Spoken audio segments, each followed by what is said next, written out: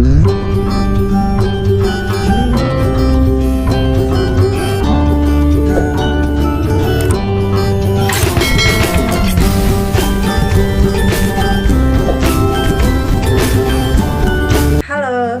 welcome to my YouTube channel.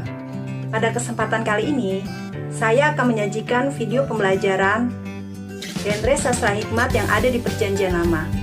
Kiranya ini boleh menjadi berkat. Selamat menyaksikan. Salam. Pada video kali ini, saya akan membahas tentang sastra hikmat. Sastra hikmat orang Ibrani adalah salah satu sastra yang sangat khas yang dapat dijumpai di dalam Perjanjian Lama. Oleh karena itu, sebelum kita masuk dalam pembahasan genre sastra hikmat ini, maka saya akan mengajak untuk kita melihat definisi daripada hikmat dan sastra hikmat itu sendiri. Hikmat adalah kemampuan atau kecakapan atau juga disebut keahlian yang dimiliki orang-orang tertentu untuk melakukan sesuatu secara benar, tepat, baik dari sudut pandang waktu maupun dilihat dari konten masalah yang ada. Dan sastra hikmat itu sendiri adalah karya sastra yang banyak memuat pengalaman-pengalaman hidup dan pengajaran-pengajaran yang ditampilkan secara ringkas dalam bentuk pepatah dan aforisme. Dalam Alkitab, yang termaksud ke dalam kitab-kitab hikmat adalah keseluruhan kitab Ayub, kitab Amsal, kitab Pengkhotbah, dan Kidung Agung. Kidung Agung sendiri dimasukkan ke dalam sastra hikmat karena penulisnya sendiri adalah seorang tokoh orang berhikmat dalam Perjanjian Lama, yaitu Raja Salomo, dan juga beberapa bagian dari kitab Mazmur. Sekarang kita akan melihat karakteristik daripada sastra hikmat itu sendiri. Pertama adalah orientasi yang praktis. Pengajaran yang terdapat dalam sastra hikmat pada umumnya bersifat praktis, khususnya kitab Amsal. Pengajaran yang terdapat di dalamnya dapat langsung diterapkan dalam kehidupan sehari-hari. Sebagai contoh, perintah dalam Amsal 10 ayat 4, tangan yang lamban membuat miskin, tetapi tangan orang rajin menjadikan kaya. Prinsip ini dapat langsung diterapkan dalam kehidupan sehari-hari bahwa kerajinan akan membuat usaha seseorang berhasil. Begitu praktisnya pengajaran yang terdapat di dalamnya. Karakteristik yang kedua adalah ketergantungan kepada Allah.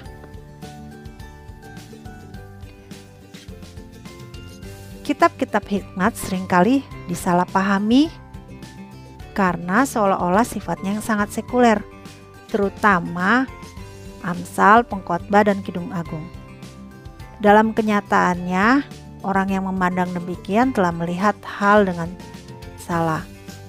Justru, tema sentral dari sastra hikmat itu sendiri adalah takut akan Tuhan, yang bisa kita lihat dalam Amsal 1 ayat 7 dan Amsal 9 ayat 25.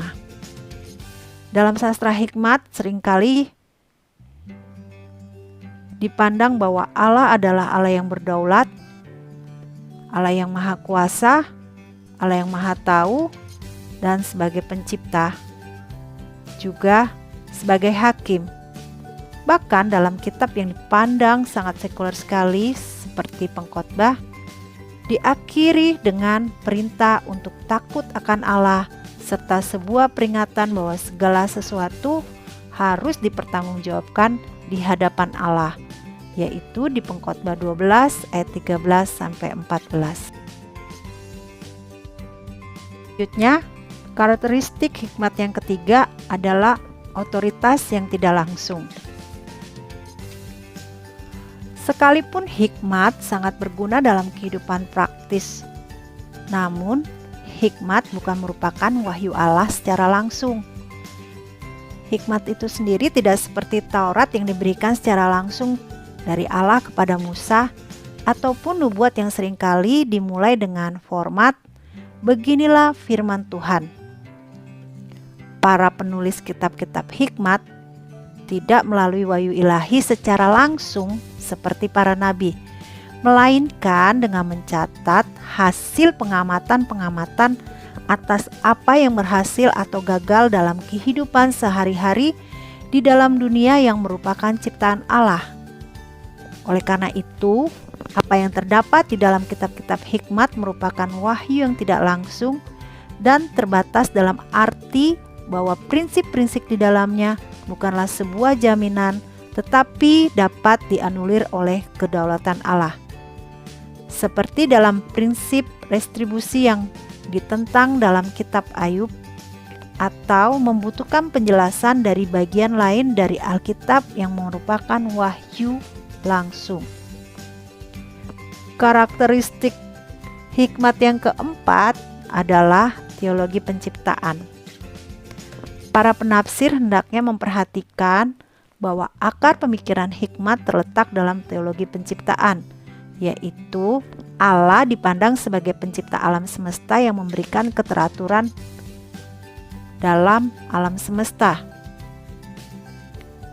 Seperti prinsip restribusi, yaitu orang benar diberkati dan orang fasik dikutuk dalam Ulangan 28. Di satu sisi, namun ia juga memiliki kedaulatan atas segala ciptaan di sisi lain. Dua sisi yang kelihatan seperti berlawanan ini harus dilihat bersama-sama dalam menafsirkan kitab-kitab hikmat. Demikian karakteristik hikmat. Selanjutnya, kita akan membahas jenis-jenis sastra hikmat. Jenis sastra hikmat yang pertama adalah Amsal. Bentuk hikmat yang mendasar dan paling menonjol adalah Amsal. Dalam bahasa Ibrani disebut Mashal. Amsal adalah suatu pernyataan singkat mengenai kebenaran yang diterima secara universal dan diformulasikan sedemikian rupa sehingga mudah diingat. Bentuk Amsal ini dapat ditemui dalam banyak bagian di Alkitab, dan tidak hanya ditemui dalam kitab Amsal saja, tapi bisa kita ketemui dalam kitab Kejadian 10 ayat 9 dan 1 Samuel 24 ayat 14. Yang kedua adalah ucapan hikmat. Ucapan hikmat dapat disebut sebagai genre yang penting karena hikmat seolah-olah berbicara secara langsung dengan menggunakan personifikasi. Personifikasi itu sendiri adalah majas yang membuat atau menyamakan benda mati dapat bergerak, bernafas seperti manusia. Contohnya adalah personifikasi hikmat dalam Amsal 8 ayat 1-36. Kita akan lihat dalam Amsal 8 ayat 1 ini sebagai contoh. Kita akan baca, "Bukankah hikmat berseru-seru dan kepandaian memperdengarkan suaranya?" Sekali lagi kita akan lihat di Amsal 8 ayat 7. "Karena lidahku mengatakan kebenaran dan kefasikan adalah kekejian bagi bibirku." Kita bisa lihat hikmat di sini seolah-olah dia punya lidah, dia juga punya bibir. Selanjutnya adalah jenis ketiga, teka-teki. Teka-teki secara jelas kita dapat lihat dalam teka-teki Simson, yaitu dalam Hakim-Hakim 14 ayat 10-19. Walaupun teka-teki Samson ini bukan tergolong dalam sastra hikmat, namun beberapa bagian dalam kitab-kitab hikmat menggunakan teka-teki. Beberapa contoh diantaranya dalam Amsal 6 ayat 16-19, yaitu tentang 6 perkara yang Tuhan benci. Dan ada juga Amsal 30 ayat 24-28, 4 binatang kecil namun pandai. Penggunaan bilangan dalam Amsal tersebut menggugah pemikiran pembacanya, dan melihat penggunaan angka tersebut, maka pembaca akan bertanya-tanya, apakah 6 perkara itu yang dibenci oleh Tuhan? Bentuk pengajaran. Pengajaran dapat bersifat positif, ya, berbentuk imbauan. Misalnya Amsal 9 ayat 9. atau bersifat negatif dalam bentuk larangan. Misalnya Amsal 22 ayat 24 sampai 25. Struktur yang umum dari subgenre pengajaran yaitu terdapat suatu klausa motivasi seperti maka, supaya, dan lain-lain yang memberitahukan para pendengar mengapa mereka harus mengikuti perintah tersebut. Kita akan lihat dalam contoh di Amsal 9 ayat 9. Himbauannya adalah berilah orang bijaksana nasihat, lalu motivasinya maka ia akan menjadi lebih bijak. Lalu imbauannya lagi, ajarilah orang benar, maka terdapat motivasinya, maka pengetahuannya akan bertambah. Dan kita akan lihat contoh daripada larangan itu sendiri. Di dalam Amsal 22 ayat 24 sampai 25, yaitu jangan berteman dengan orang lekas gusar, jangan bergaul dengan seorang pemarah. Kita lihat klausanya, supaya engkau jangan menjadi biasa dengan tingkah lakunya dan memasang jerat bagi dirimu sendiri. Selanjutnya adalah alegori. Alegori ditemukan secara eksplisit dalam rangkaian pernyataan figuratif mengenai kejahatan dari perzinahan dan berkat-berkat pernikahan dalam Amsal 5 ayat 15 sampai 23. Serta dalam metafora yang diperluas mengenai hari tua dan kematian. Kita bisa lihat dalam Pengkhotbah 12 ayat 1 sampai 7. Di dalam perikop-perikop ini sangat menggunakan bahasa kiasan. Sangat penting untuk mengerti realitas yang digambarkan olehnya. Kita akan lihat dalam Pengkhotbah 12 ayat 5. Seperti pohon-pohon badam yang mungkin berarti rambut putih, dan belalang yang mungkin berarti lengan-lengan yang rapuh dari orang tua. Jenis keenam, himne-himne dan doa-doa. Himne-himne dan doa-doa ini tidak hanya terdapat dalam kitab Mazmur saja.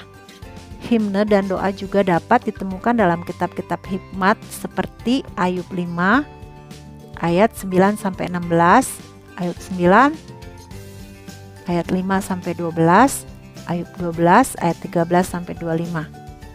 Amsal 8. Dua tema utama dari himne hikmat adalah permulaan atas hikmat dan ucapan syukur kepada Allah sebagai pencipta dan penebus. Sementara doa-doa hikmat didasarkan pada doa-doa Salomo yang kita bisa lihat dalam 1 Raja-Raja 8 ayat 23 sampai 53. Dan di Esra 9 ayat 6 sampai 19. Contoh yang kita mau lihat adalah doa Salomo di dalam 1 Raja-Raja 8 ayat 23. Lalu berkata, "Ya Tuhan, Allah Israel, tidak ada Allah seperti Engkau di langit, di atas, dan di bumi di bawah. Engkau yang memelihara perjanjian dan kasih setia kepada hamba-hambamu yang dengan segenap hatinya hidup di hadapanmu." Demikianlah doa Salomo. Selanjutnya kita akan melihat bentuk daripada dialog. Dialog muncul dalam kitab Ayub dan mendominasi kitab ini. Bentuk dialog antara Ayub dan ketiga sahabatnya, Ayub dengan Elihu dan Ayub dengan Allah, membentuk suatu rangkaian teologi tentang penderitaan orang benar dan kedaulatan Allah. Bentuk dialog juga dapat ditemukan pada bagian-bagian lain dalam kitab-kitab hikmat seperti dalam Amsal 1 ayat 11 sampai 14, Amsal 22 sampai 23, Amsal 5 ayat 12 sampai 14 dan selanjutnya. Jenis sastra hikmat selanjutnya adalah cerita percontohan dan refleksi. Subgenre cerita contoh dan refleksi adalah subgenre yang mirip autobiografi. Autobiografi sendiri adalah riwayat hidup pribadi yang ditulis sendiri.